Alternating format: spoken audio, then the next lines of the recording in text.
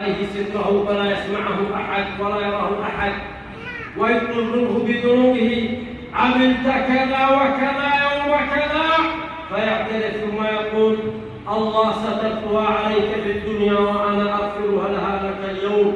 وأما الكفار فينادى بهم على رؤوس الخلائق: هؤلاء الذين كذبوا على ربهم، ألا لعنة الله على الظالمين الذين يظلمون الناس، الذين يظلمونهم بأكل أموالهم، بأكل حقوقهم، بأكل ما هو لهم حق.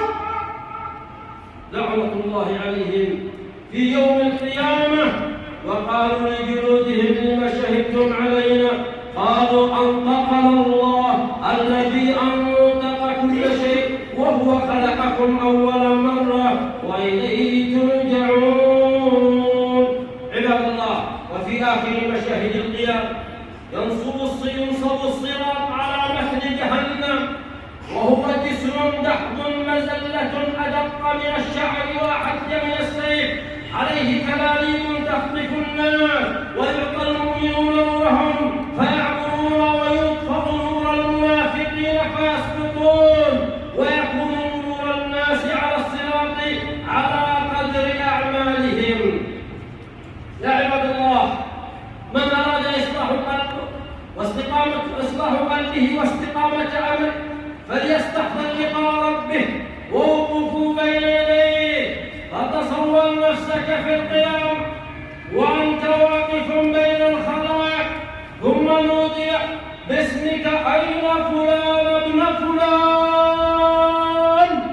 هلم إلى العرض على الله. فقمت ترتعد فرائصه وتضطرب قدمه وتنتفض جوارحك من شدة الخوف. وتصور وقوفك بين يدي جبار السماوات والأرض وقلبك مملوء بالرعب وطرفك خائف وأنت خاشع ذليل. قد أمسكت صحيفة عملك بيدك فيها الدقيق والجليل، فقرأتها بلسان كريم وقلب منكسر وداخلك الخجل والحياء من الله.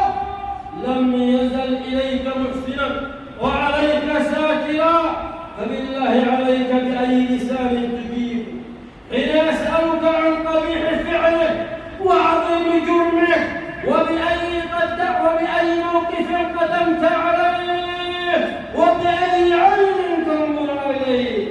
كيف بك إذا قال لك عبدي: ما أجللتني، أما استحيت مني، استخففت بنظر إليك، ألم أحسن إليك، ألم أنعم عليك. وفي رواية: ألم أصح لك بدنك، ألم أسقك الماء البارد.